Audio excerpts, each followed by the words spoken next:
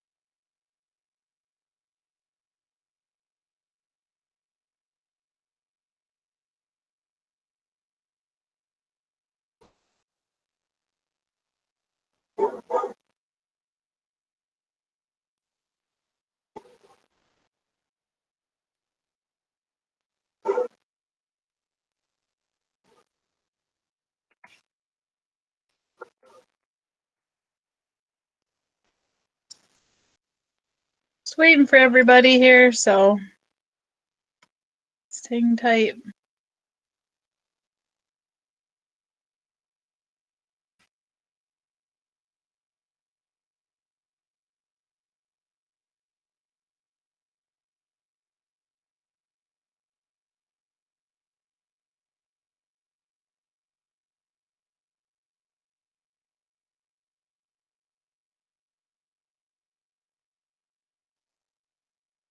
I'm going to put the warm-up question in the chat, and that way, if you're ready for that and you don't want to wait the 2 minutes to 32 until people get here, then you can get started on that if you would like.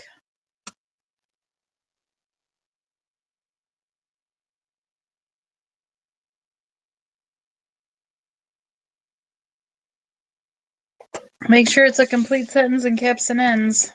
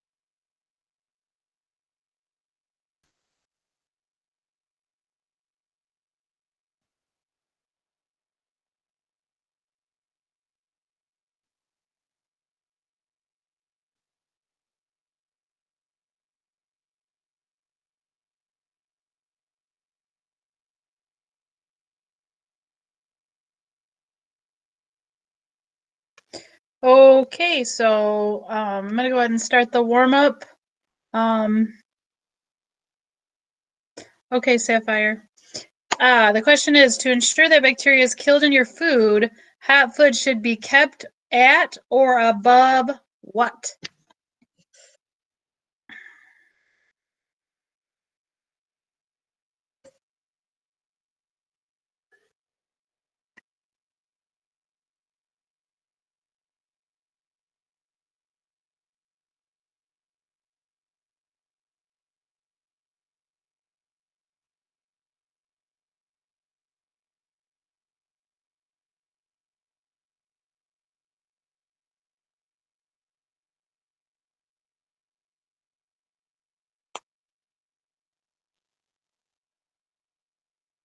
Carly, did you see my email I sent you?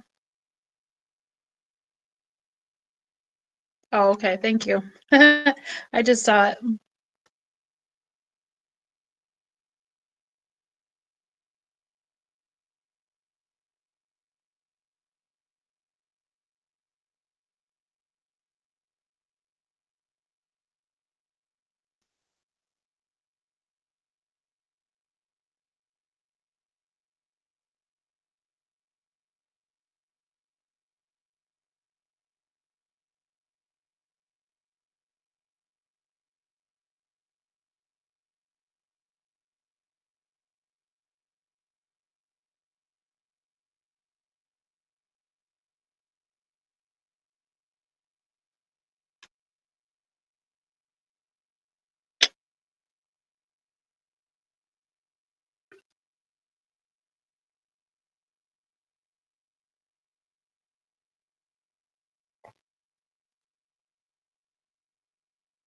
Okay.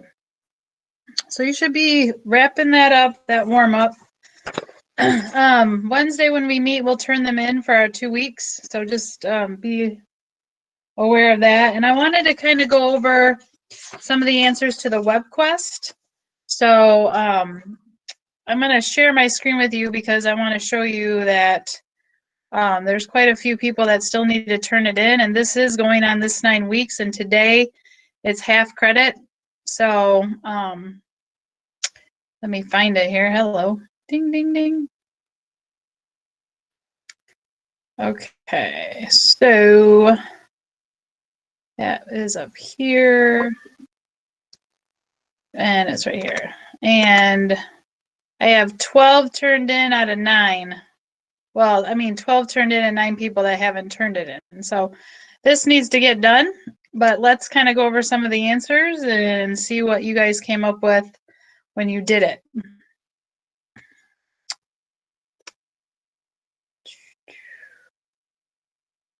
Waiting for it to load here.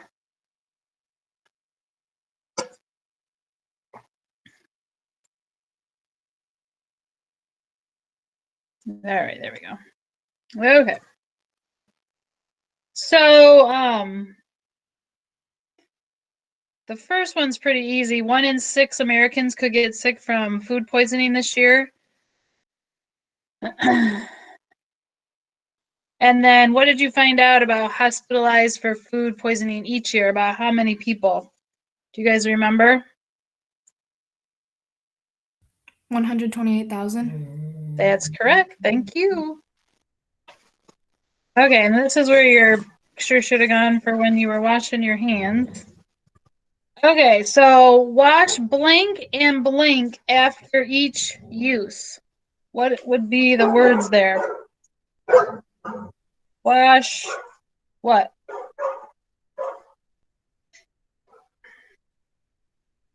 Anybody?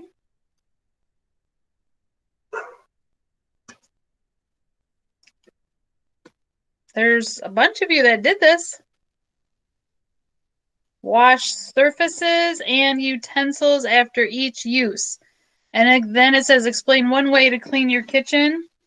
So hopefully some of you found washing cutting boards, dishes, utensils, and countertops with hot soapy water, especially after you have used raw meat, poultry, seafood, or eggs. Wash dishcloths often in a hot cycle of your washing machine. Sometimes they get kind of stinky and smelly. So you always can put like a cap full of bleach in with the regular, the water and different things because it will distribute.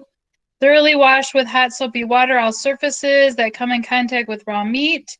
To keep cutting boards clean, wash them in hot soapy water after each use. You can sanitize them. Okay. Let's see if we can get you to participate on the next one. Wash fruits and vegetables, but not what? What should you not wash? Meat, poultry, or eggs. Excelente. Who's talking to me? I'm trying to, is it Jenna? Yeah. Okay, I was like, who? That voice sounds so familiar. Okay, so you're on, Jenna. Here we go. Okay. We just did this one. All right. So how to wash produce. What were some of the things that they gave on the video? Can you give me one? Anything on that one? Okay, so dampness encourages growth of bacteria. Wash produce just prior to use, not before.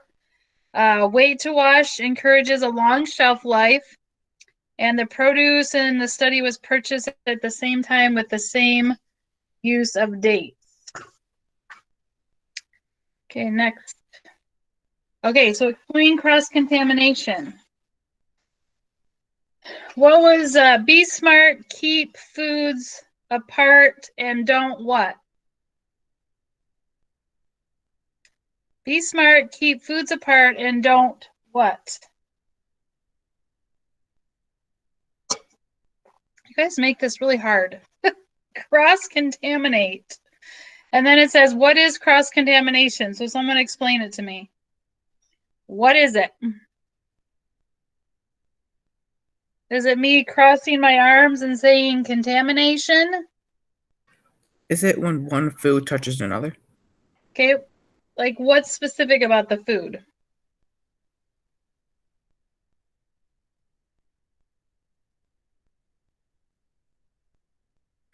It is the transfer of harmful bacteria to foods from other foods. And they will transfer onto something else.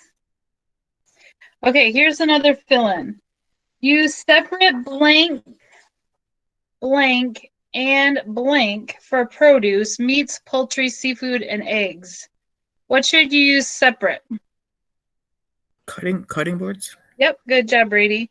Cutting boards with something else you have to use separate. Plates and utensils. Thank you, yes. And then make sure you aren't contaminating foods in your grocery cart by what? How could you contaminate something in the grocery cart?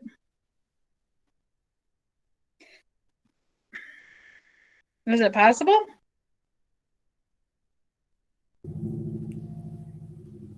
Separate raw meat, poultry, seafood, and eggs from other foods and place packages of raw meat, poultry, and seafood in plastic bags if available. Ding, ding, ding, correct.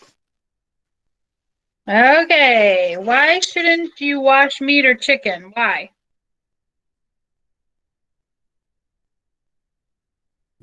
You can potentially transfer bacteria and contaminate other surfaces of the preparation area by washing meat or chicken.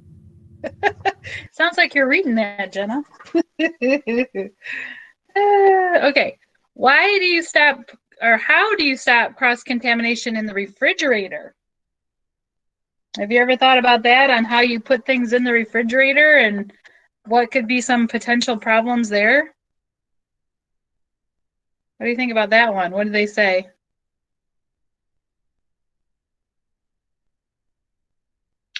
Well, you want to keep the eggs in their original carton because that's gonna, keep them cold.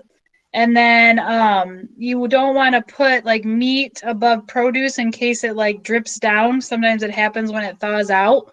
It'll drip in the refrigerator and then have that potential to drop down on something.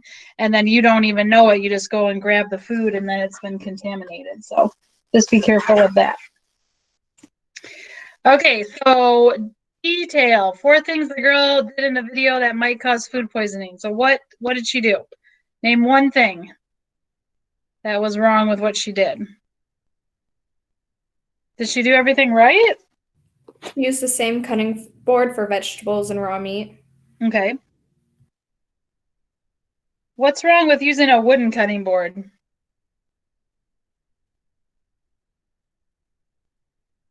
Was it okay to use a wooden cutting board? No. Okay, so why not?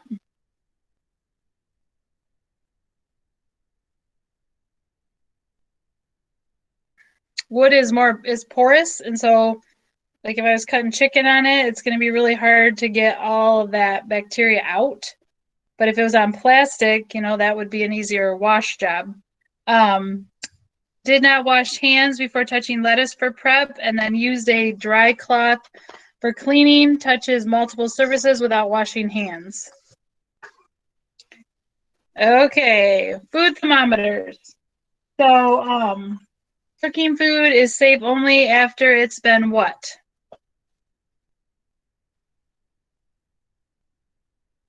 Did you get that one? Checked with the thermometer to make sure it's been cooked to the right temperature. Yep. And then when you think food is done, where do you place the thermometer? Do I put it on the bone of the meat? Do I put it in the gristle? What'd you say? The thickest part of the food without touching the bone, fat, or the gristle. Yep. And then how do you clean a thermometer? Do I throw it in the soapy water? Just submerge it in there? Is that what I'm going to do? No, you don't want to do that. Yeah. You won't wash it with hot and soapy water by hand, but not submerge it in the water. Yep. Very good. And then why does the possibility of bacterial growth increase as food cools? The drop in temperature allows bacteria to thrive. Okay, and then the question was your warm-up. What temperature should hot food be kept at or above? 140 degrees Fahrenheit. Yes, madam. And then to ensure bacteria is killed in your microwave foods, heat foods to what or higher in the microwave? 165 degrees Fahrenheit or higher. Mm-hmm. And then what are 3 tips to microwaving food? Read package directions for cooking to make sure the food is thoroughly cooked. If the food label says let stand for this amount of minutes, follow the directions, and let the food sit for how long it's supposed to sit for. Stir the food in the middle of heating, and make sure you read the directions so you know if you need to stir, because some foods don't need to be stirred. Well, All right, Jenna, you can just stay on with me. It's just you and me, kid. Okay. Illness-causing bacteria can grow in perishable foods within how many hours? 2 hours. Yep, and then true or false, freezing kills bacteria. That's not true. No. And then what should your fridge be kept at? In between 0 degrees Fahrenheit and 40 degrees Fahrenheit. And then fridges should be 34 to 40 and freezers should be 0. Yeah. Yeah. Okay. And then I think this last one is about defrosting. Mm-hmm. So what are 3, it should be 3 safe ways to thaw foods, frozen foods? Refrigerator thawing, cold water thawing, and microwave thawing. Yep. Okay, and then the myths, they were all there. I'm just going to kind of summarize. So one of the myths is that food poisoning isn't that big of a deal. Another myth was it's okay to thaw meat on the counter. That's a myth. Another myth is the more bleach, the better to keep a family safe. Usually it's 1 teaspoon of bleach to 1 quart water. Another myth is that you don't need to wash fruit. Another myth, rinse off the juice. Myth 6 was let food sit after microwave. 7, leftovers, safe to eat until they smell bad. Myth 8, cooking all the bacteria have been killed. And then 9 was marinating kills bacteria, and 10 was use soap and detergent to keep produce safe. That was just a little summary. I think you only had to do how many? Explain 1 myth. Okay, so you just had to explain 1. Okay, and I collected that last week, so some of you need to get it in because today it's half credit, and after today it's nothing. Zero. So try to get that in if you can. Okay. Okay. I wanted to talk a little bit about the home lab because I have one student that turned it in and kind of nailed it on the head of what it should look like. So I just want to kind of show you that and go over it with you. I only have 4 in right now. They're due Wednesday, so try to make sure you get those in. A couple things I'm seeing is and Jenna, you can still see my screen, right? Yeah, I can still see your screen. Okay, good. All right. So what I am seeing on the other three that have come in, if this ever loads, is the next page after this one is not getting done. So I just wanted to show you kind of how it should be, what it should look like, kind of deal. So hopefully we'll get to this here. Dun, dun, dun. It's kind of funny because I'm sitting right next to my modem, like almost on top of it, and I'm still slow. Okay. So this person, you know, what am I hungry for? Mac and cheese. I plan to make something that requires a recipe from scratch. What will you make? So they said this is what they make. And then it says write or take a picture of the recipe or list the steps. So here's all the steps, okay? Are you sure you have all the ingredients? Yes. How long? It'll take 30 minutes. And then on the next slide. So then you go to the next slide. And there's all the ingredients. Perfect. That's what I want. I want to see that all the ingredients are there, even with some equipment. And then this is what it looks like when we're done, the cleanup process. And then just doing the evaluation. So you just kind of run through here, answer the questions accordingly. This is only if you're not planning on cooking, okay? So this is like an alternative to you actually participating in the cooking. And then the grading rubric, okay? So it's worth 30 points. This is how you get it: planning, pictures, evaluation. So after me talking about it the day I assigned it and for me going over it, is there any other questions that you have about it? Because I can answer anything that you have, but I just need you to know that it's due coming up, and that's 30 points, and it's going on this 9 weeks. So you got to make sure you get it in. Otherwise, that's 30 points that you aren't going to get, and that could really affect your grades. Nobody has a question? Anything in the chat? I don't think. Oh, okay. So, we're going to go into the sanitation, and I use FBI to explain foodborne illness. It has nothing to do with the Federal Bureau of Investigation. That's like a totally different entity, but because foodborne illnesses do have those starting letters, I sometimes refer to it as FBI, okay? But don't get confused because I'm not talking about our government in any way. I mean, in the way of, you know, what the FBI is there to do. This is totally different. So these notes we're going to go over are going to be on your test, and they go along with a worksheet I'm going to assign today.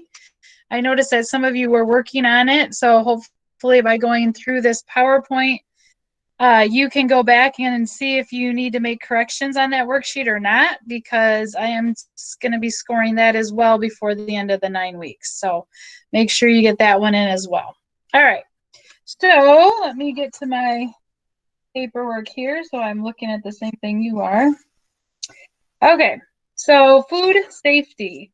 So we're just going to break it down some terms really quick. Let me pull it up here. Again, taking forever. If you want to jot down notes, you can. You can use them on the test. So just know that these are a lot of test-worthy notes. And Jenna, if you're going to take notes, will you just let me know like when you are finished so I can go on to the next slide?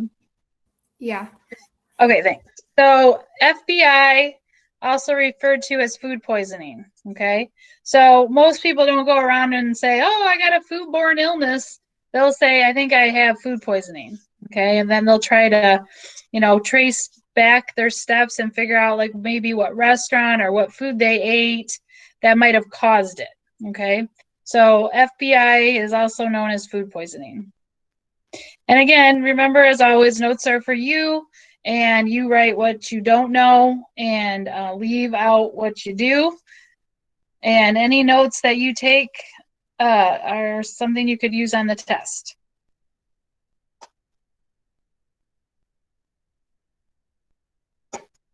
Are you ready to move on?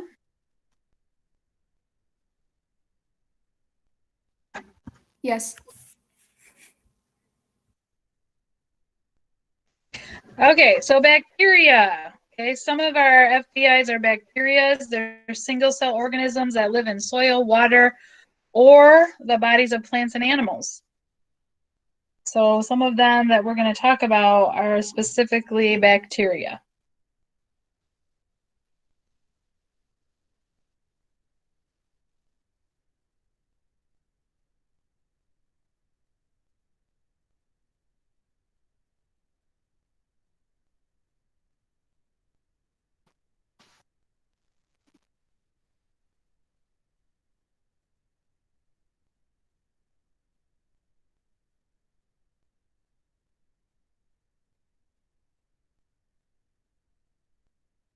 I'm finished with that slide. Thank you. And if Jenna is going too fast, just unmic and just say, hey, can you hold on that slide for a minute? Remember, I am videoing this, so you can always look at my YouTube channel if you need to go back and look at some of the slides. Okay.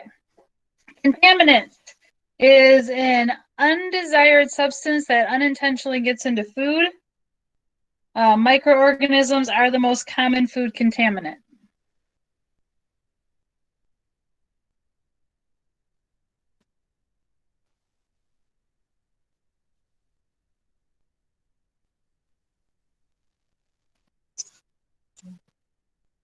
I was just reading, like I got on my Facebook, there was an article about peaches that had foodborne illness on them. Trying to remember where I put that. I'll bring it up here while you're writing. Read about it.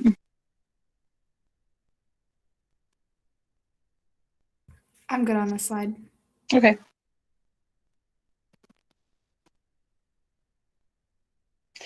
Okay, so this just says a some salmonella outbreak linked to peaches is over. A total of 101 people in 17 states got sick. Recalled peaches are past their shelf life and should no longer be available in stores. Always choose and handle fruits safely to prevent foodborne illness. So that was just recent. So it just seems like, you know, it does crop up every so often. I'm trying to think of just recently too. There was another recall. I want to say, what was that on? Oh shoot, I think it was red onions. Does anyone remember that? Red onions? Well, there was a recall on red onions, and that was this summer too. So just so you know, it comes around a lot. I mean, doesn't in other third world countries, obviously they're going to have a lot more of this type of thing, but it does exist in the United States. It is something that we do have to be somewhat concerned about. Okay, sorry. Next slide. Spoiled. Any food that has lost its nutritional value and its quality characteristics due to decay. They also tend to lose flavor and texture as well. So like the other day I was looking at my refrigerator and I saw these tomatoes, these Roma tomatoes that I must have left in there, and they were getting kind of spotty and turning odd colors and such. So you just, most people, it's pretty noticeable that something is spoiling, but not everything does have a flavor texture change. So you just got to be aware of those things.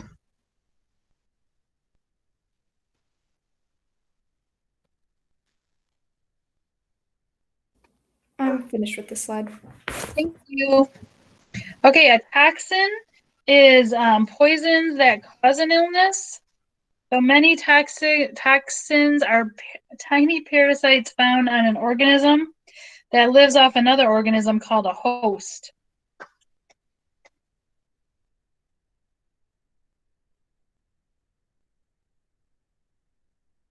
Finished with this slide. Boy, you're fast. Okay, a virus. Whoops, I just dropped some papers. A virus is a disease-causing agent that is the smallest type of life form. So the ones that are considered FBIs would be like hepatitis A, which is basically feces water. So sometimes we from a third world country or places that grow a large amount of, let's say, produce, and they don't have good, like a sewer system or whatever. And so when they clean them, the water may be contaminated that they're using, and then they ship them to the United States. And then, sometimes that happens. You just got to be, again, cautious and careful. But that would be hepatitis A. And then, oh, shoot, what was the other one? I'll think of it. It'll come to me in a minute as I continue on. Okay. And then we'll just talk about food safety. So the food supply in the United States is one of the safest. Sanitation is keeping everything that comes in contact with food clean to help prevent disease. And then it's important to double check dates on product packages and purchase foods that appear fresh and wholesome. So when you go to the store and you're buying foods that do have dates on them, you need to make sure that they are within that date. Sometimes people that work at stores don't pull everything. And what you're seeing in the store is what we call a pull date, which means that the store has to pull that off of the shelves on that date, but that if it's in your kitchen or in your refrigerator at home, it can last a couple days thereafter, okay? So just be aware of that. The stores do have to pull the dates when they expire. Okay. I'll wait on that one. Why can I not remember that other virus?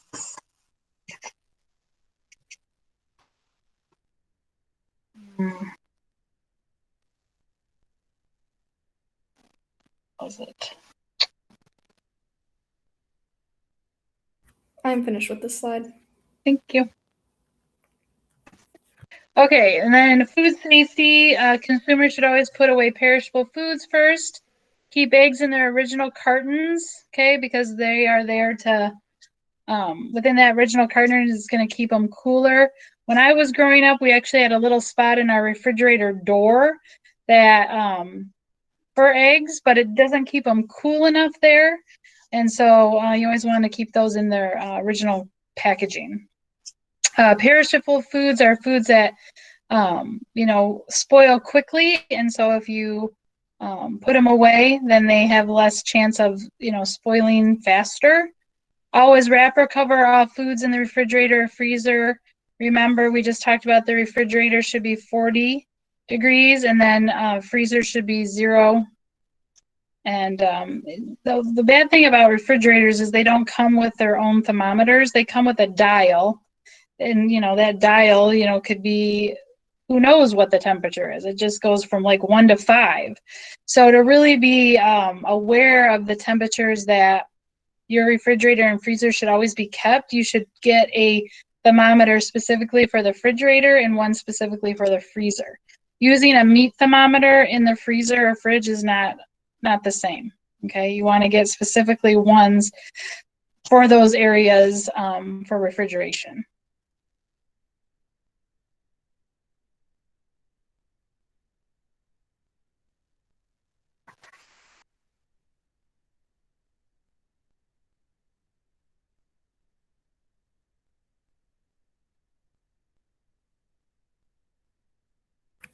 I'm okay with this slide. I'm done. Okay, so food safety. Food that do not require refrigeration should be kept in a cool, dry place. So here's just a good rule of thumb. However the store stores it is how you should. So like, for example, potatoes. They're just usually on a shelf with all the other produce. They're not refrigerated or anything like that. But if you go over to, like, let's say cilantro, some of the leafier vegetables, they're going to be in a cooler environment that also gets hydrated. So you got to be aware of that when you're putting things away. So when we use tons of cilantro at this house. So what I do to keep it and make it live as long as it possibly can is I will take it and break up the bunches. I'll put a damp paper towel kind of over the cilantro and then put it in a sealed bag and make sure all the air is out of it. And that tends to keep the cilantro a lot longer and keep it fresher. You got to be careful of that cross-contamination again. and then try to, temperature between that danger zone, that 60 to 125. That's going to be where bacteria grow the fastest, and that's going to be our danger zone. So we want to make sure that we're not allowing that to happen, because that's when problems arise.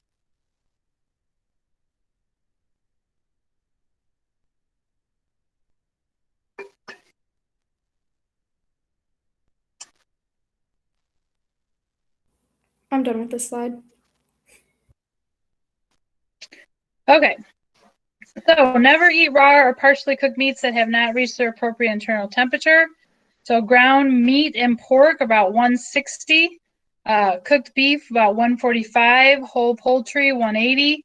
You just got to be careful and cautious. I know some people like to eat like their steak a little bit rare or what have you, but you are running that risk. And I'm pretty sure that wherever you go, if you are going to have it more rare than what's safe, they're going to let you know that they either A, won't do it, or B, they're going to be considered not liable for that.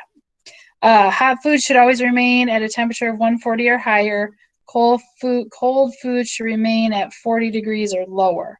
So like when you go to like a graduation party or a family reunion or something, and they have the coleslaw or the potato salad out in the hot environment, the temperature is rising, and that's where bacteria is going to be a high probability, which sometimes it seems like in the summer there's always going to be people that are getting sick because they're not taking the proper precautions to keep their hot foods hot and their cold foods cold. So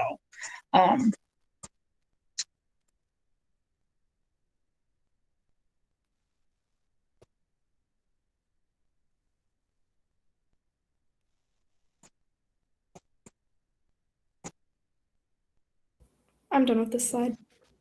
the next slide is kind of like a reinforcement of what we've already talked about frozen foods. But, there's a lot of people that do not properly thaw their foods. Okay, so I think Jenna went over this with you, but, under cold water.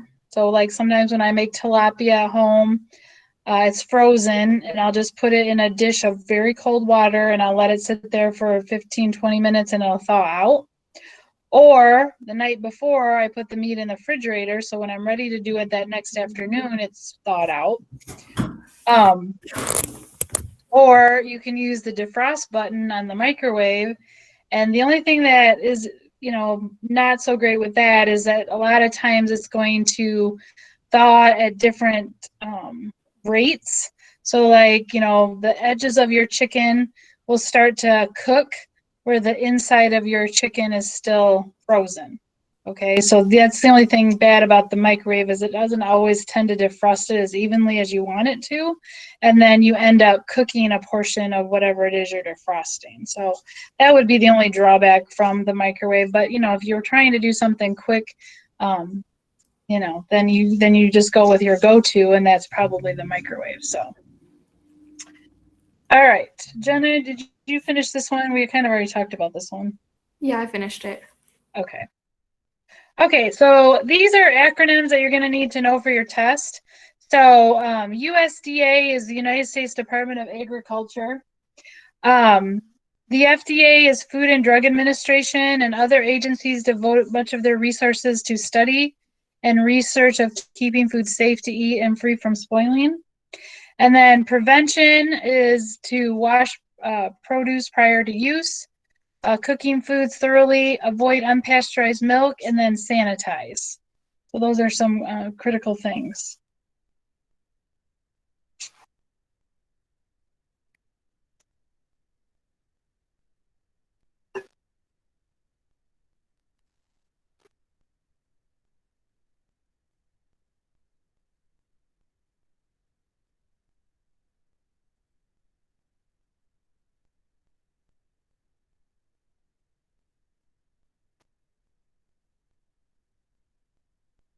Okay, and then we're now going to get more into like the FBI's foodborne illness in our next few slides.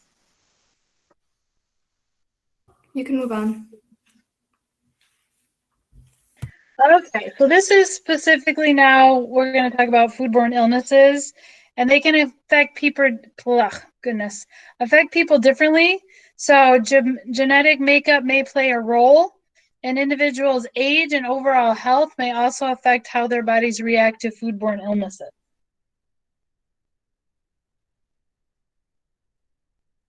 So who do you think is more susceptible to a foodborne illness, would you say?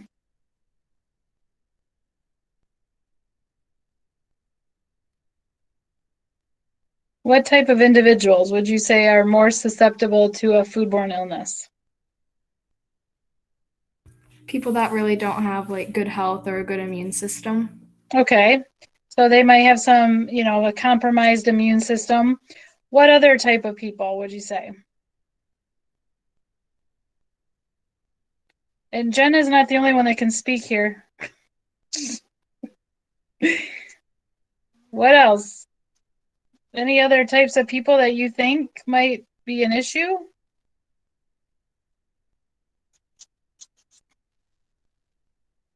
All right, well, here comes the next slide. That'll tell you. So infants, children, pregnant women, and elderly, substance abusers, and then individuals with immune disorders are at the greatest risk for foodborne illnesses. Okay, so why is that? Why would, let's say, a child be more susceptible than someone like me? And if you say that I am susceptible because I'm an elderly person, you're in trouble. Why is a child more susceptible than someone like me?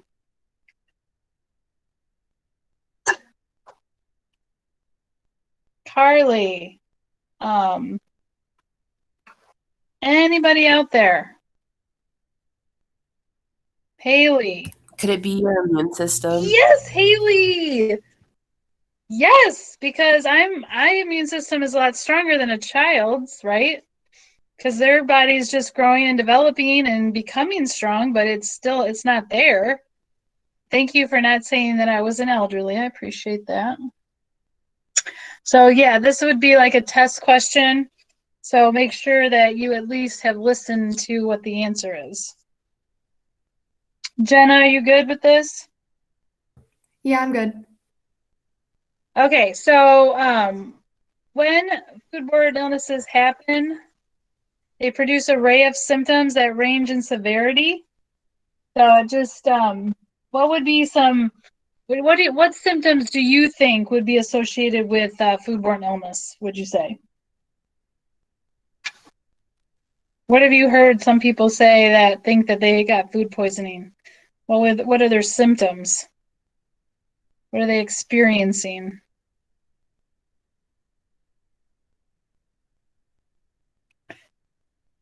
Hello, is anyone there?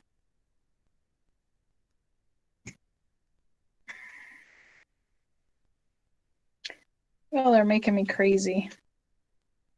Who is here? I'm gonna call on somebody here. Emily or Gavin, Jordan. What are some common symptoms of food poisoning? Shelly, Leah, Sapphire. Lack of taste. Lack of taste. Not wanting to eat or something.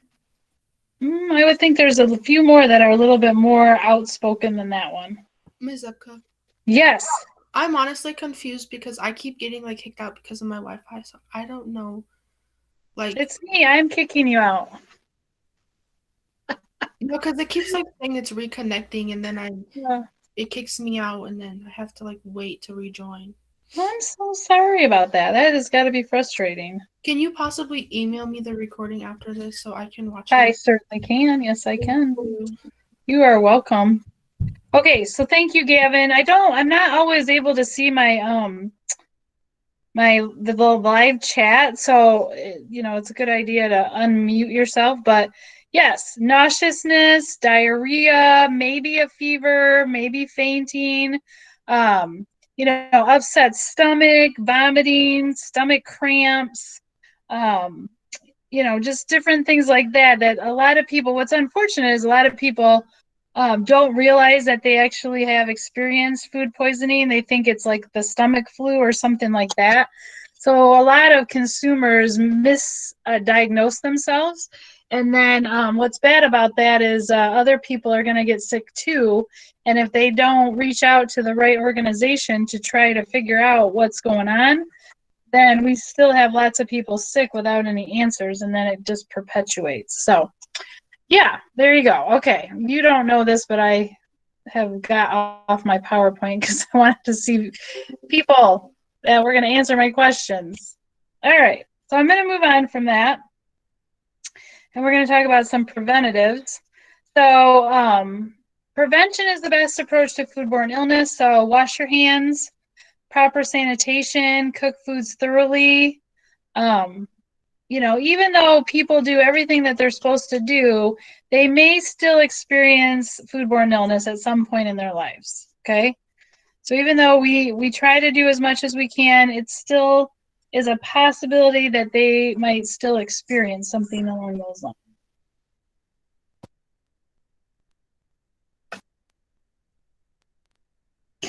Okay, I got like 2 or 3 more, and then I have this little short clip I want to show you. I'm good. You can move on. Okay, perfect. All right, so individuals can often treat mild symptoms at home, but severe symptoms, you probably are going to have to go to a physician, and they are going to have to let the health department know, and they will then have to, you know, figure out how many people are sick from this specific place and try to track it all down, okay, and to figure out what they need to do. Because if it's a restaurant that they might need to close or do an inspection, you know, they got to figure out what it was that caused all these people to get sick. So they're going to do, you know, like a case study of, okay, what did you eat when you were at that restaurant? You know, specifically, what did you eat? You'll have to keep on asking those questions. What were your symptoms? What were you experiencing? You know, to try to figure out what the common thread is to what caused people to get so sick.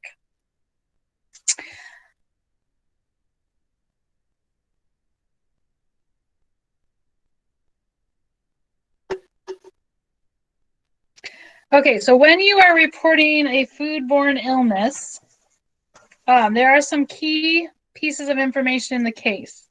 So where the food was purchased, sometimes it doesn't have to do with the restaurant. It has to do with like those peaches. You know, they probably got them from, you know, I'm not, you know, I don't know, but I'm just saying like a grocery store possibly.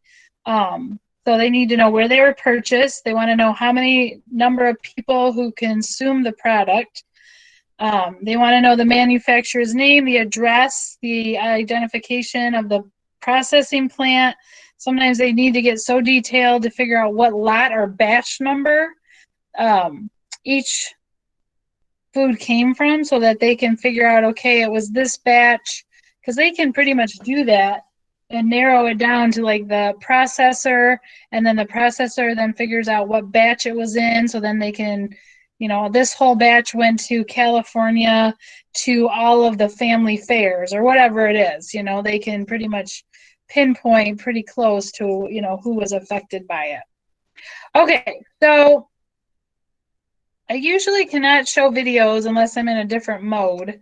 So I'm going to try to get out of the one I'm in and then get into this other one so that hopefully you can view this. That's my hope.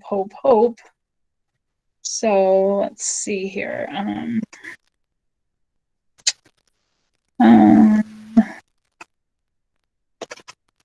And then Jenna, if you could just let me know if you can't hear this or see it, that'd be great.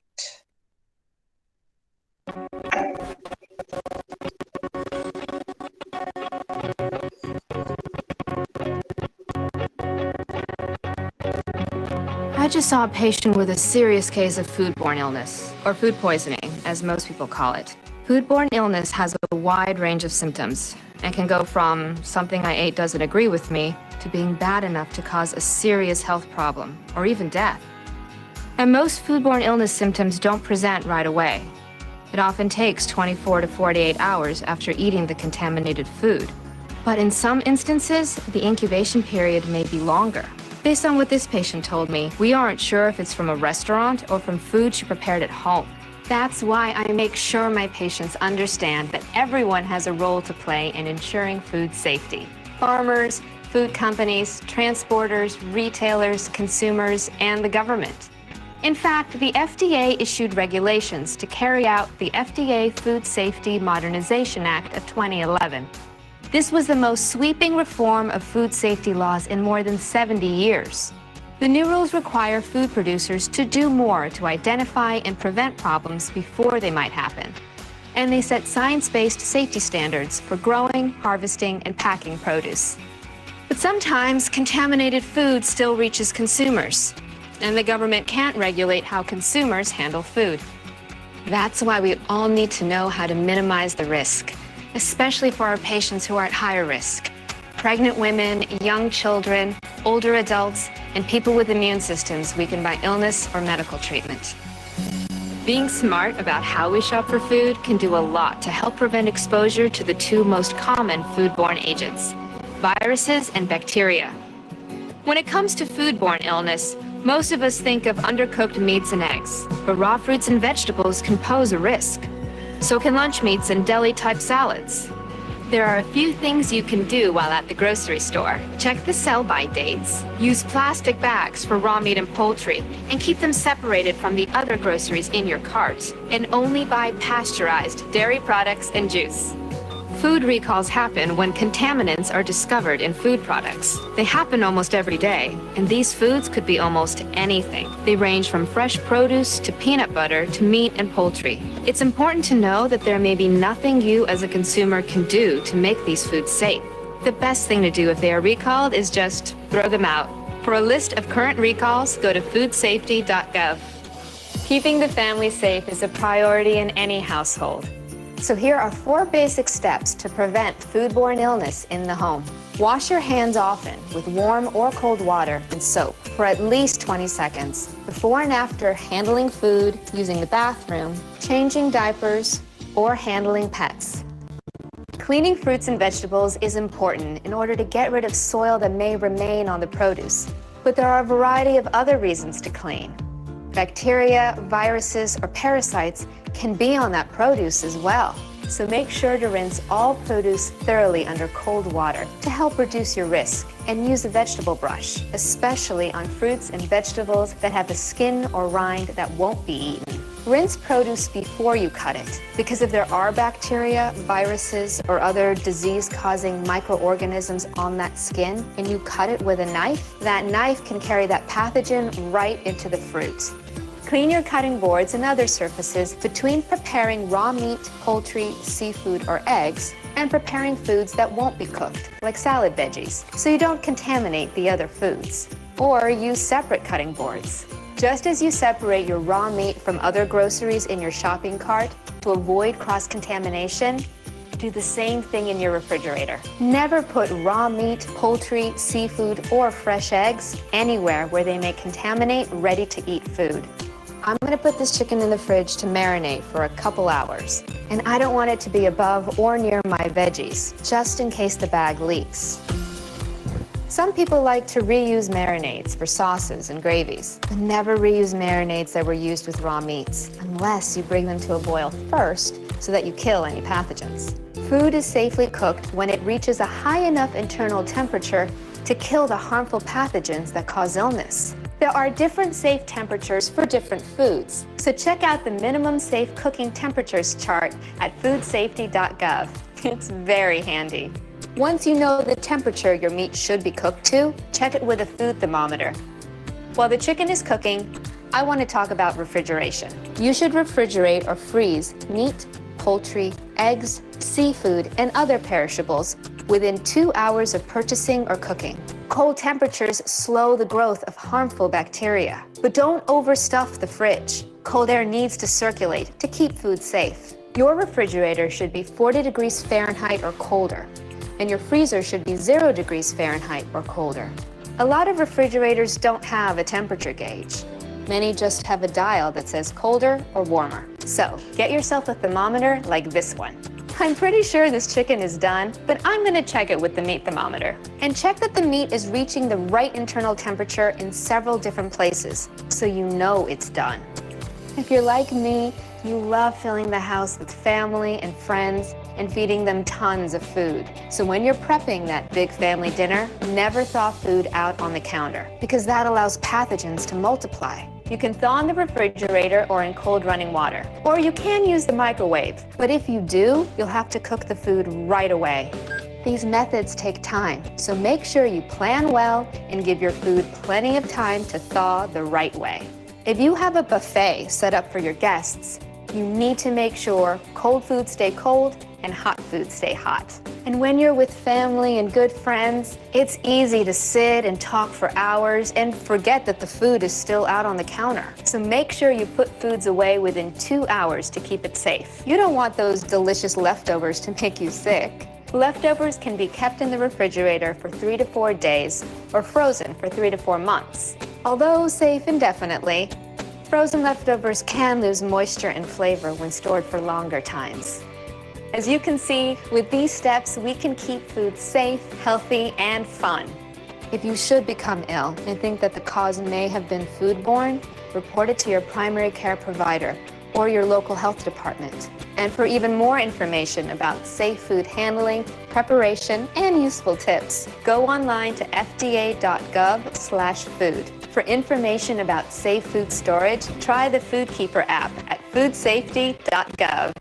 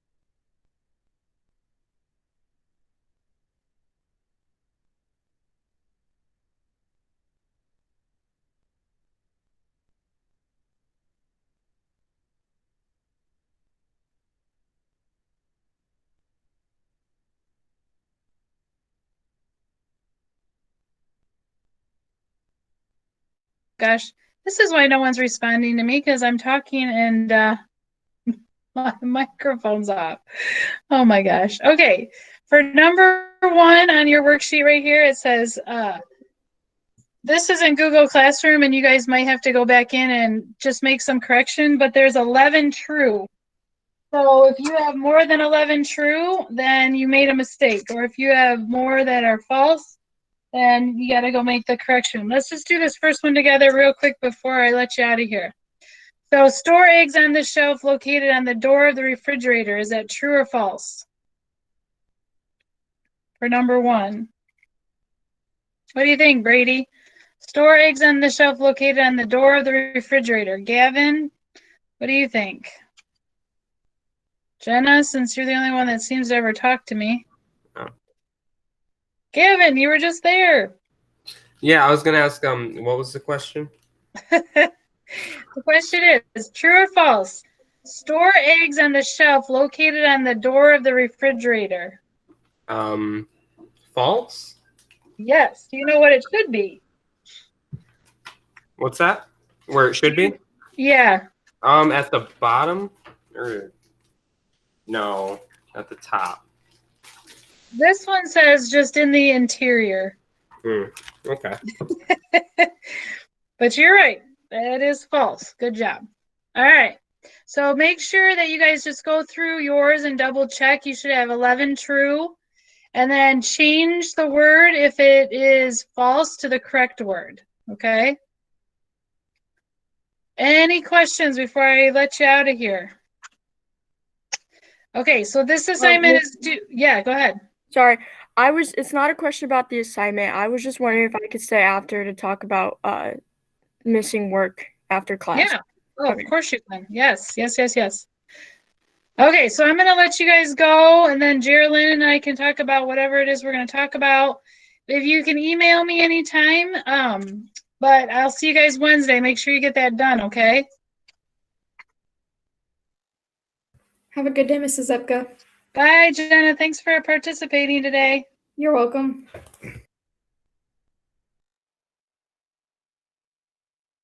All right. Well, I wasn't here Monday and Wednesday last week. I know. What happened? I was busy all week. Monday I had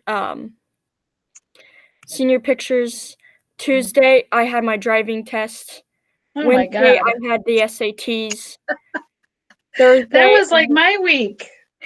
Yeah, it was probably the busiest week I've had so far. So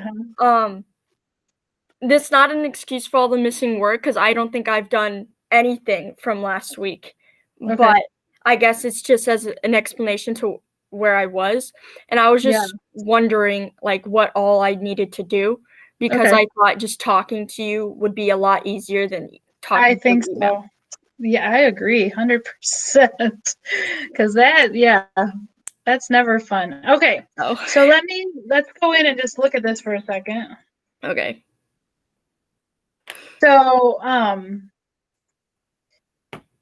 let's get to the right class first of all.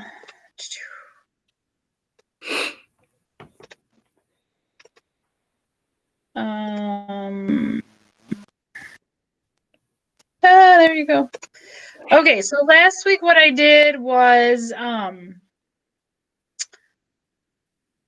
okay, so right now the only thing I'm missing in classroom is warm-ups, but I didn't turn those in last week. So let's go back to the Google Classroom and see what we got there. Okay. Okay, so basically here, I did this food at, let's see, no, sorry. I did this at-home lab. So let me show that to you, and then you can ask me questions. Okay. Oh, shoot, I'm not showing it to you. Am I? No, I thought you were. You were on classroom. Okay, yeah, I am. I was thinking I wasn't showing it to you, but I am. Okay. Okay, so as soon as this loads someday in this century, it takes forever. My God, I'm going crazy. Okay, we're almost there. It's still turning. This world turns. Okay. You have a lot more tabs than I do, so. Oh my goodness. It just takes forever. I know. And my camera's not working today. Oh, really? Yeah, I'm supposed to have it for my 4th and 5th hour, but it's not working. Oh, goodness. Usually it works, but I don't know what's up with it today. Right. Okay. So this is due Wednesday, and this section that I'm pointing to will just take you directly to those sheets. But if you don't, like, mise en place just means that you have all your utensils and all your ingredients prepared, ready to go. And then these are just helpful videos if you're if you need help on any of this. Mm-hmm. So is this Which I will. assignment like I'm supposed to record myself making something? Yes. Okay. So here's the plan sheet where you tell me what you're hungry for, and then you just put a check here, like, are you going to make it from scratch, from a box, or use a recipe? Okay. Oh, yeah. Or, sorry, something that you know how to make, like, something that you make all the time. But alternative 1 and 2 is if you're not going to make anything, then this is the alternative. Okay. Okay? And So then what is it like recording the whole process? Yeah, you can do either a video or you can do snapshots. Mm-hmm. Did you see the one I showed of Carly's? I saw like the picture one from.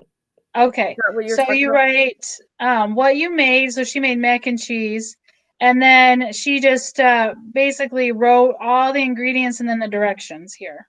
Mm-hmm. But you could take a picture of the recipe card and put it there if you wanted or whatever. Yeah. And then, are you sure you have all the ingredients? How long? Just answer these questions. Okay. Okay, and then the next one is where you're going to show me you're preparing the food, that you have your final product, you're setting the table, and you cleaned up. Okay. And then any additional pictures that you think, like, I really like Carly's when she like set all her ingredients out with the utensils and took a picture of it. Yeah. So That was like good. these ones can be picture, not video. Correct. Okay. Yeah. But the And process then, is a video. what's that? But the process is a video.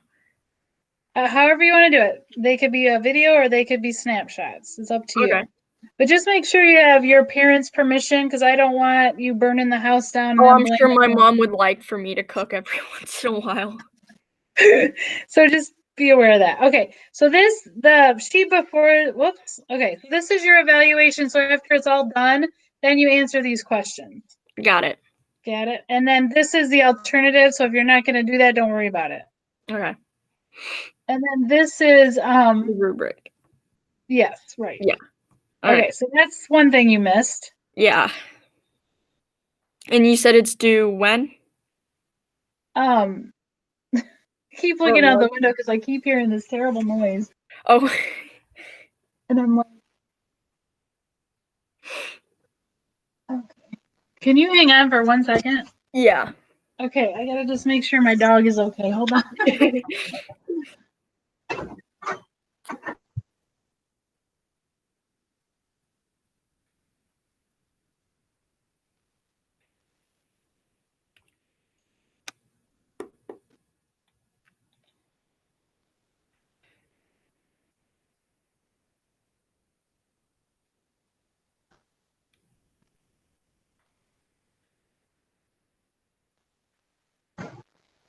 Okay, I guess it wasn't down. Sorry. Okay.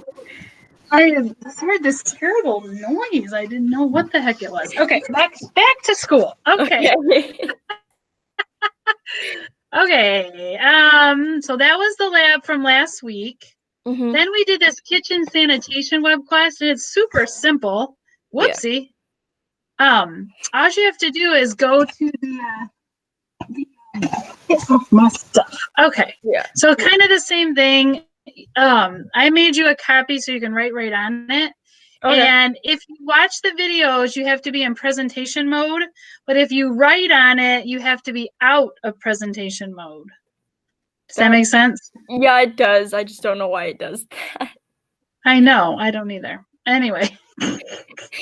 So I'll just show you a couple and then the rest is kind of the same. So if you can't, like, some people said something like the website didn't work or whatever. This is the website right here. So Okay. I don't know, but Like, you just go to this computer or just in general? Say that again? Like it didn't work on the Penfield computer or just in general? I don't know. I think just in general. Because if it doesn't work on the Penfield computer, you could just look it up on your phone, right? Oh, I would think so. Yeah. Yeah. Yeah. So you just click on this link and then you get these two answers. And then this is you taking a we video. went over today? Yeah. Oh, I took notes on that. Oh, okay, good. Because you just have to take a video of yourself washing your hands and then this stuff. Partly why I didn't answer half your questions. I was writing stuff down and then I didn't do half of it either. So I'm sorry. Yeah, so that's okay. So it should all be set up. It should all work. Okay. The only one that they couldn't get to work is this one on the myth. Yeah. And so what I did is I just went to the website and copied and pasted it in Google Classroom right here under food safety myths. Okay. So you just have to find one that you violated before and why it's important or something is the question. I can't remember. Just expose ourselves. You what? Just expose ourselves for not being safe in the kitchen? For violating the safety stuff? What? I'm so confused. You said write down one that we've like. Oh, that you have violated, like a myth. Yeah. Like for example, you put food out on the counter from the freezer or something. Yeah. Okay.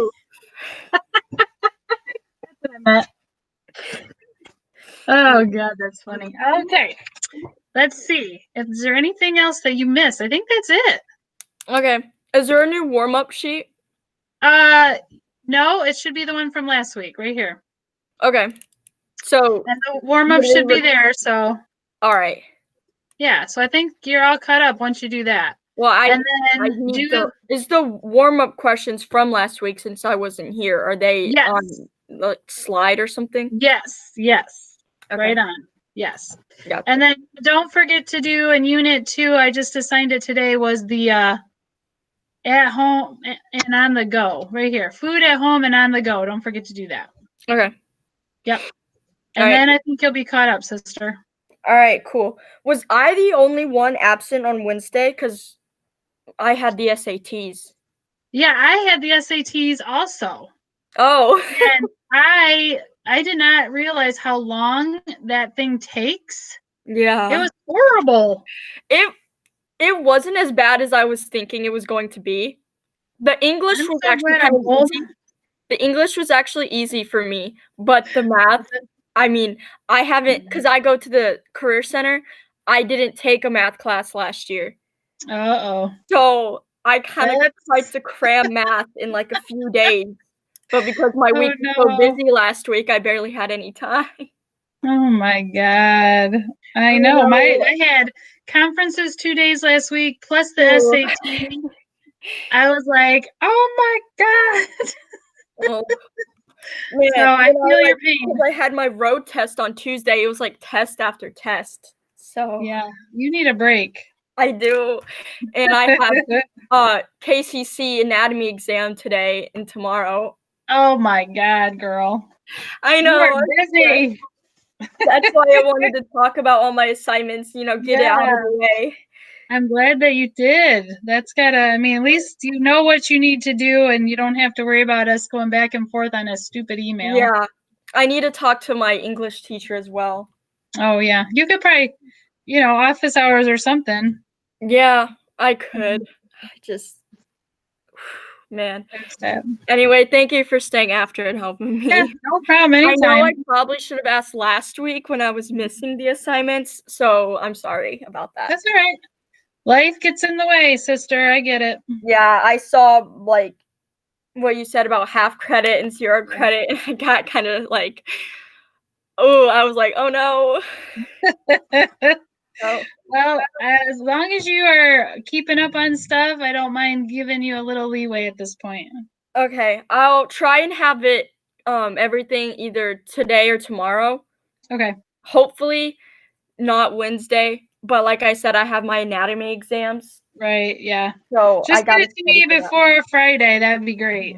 Oh, okay. That's I can definitely do it before Friday. Okay, that sounds good to me. All right, thank you. All right, well, take care and get some rest. Thank you. You have a good day too. You too. See you later. Bye. Bye.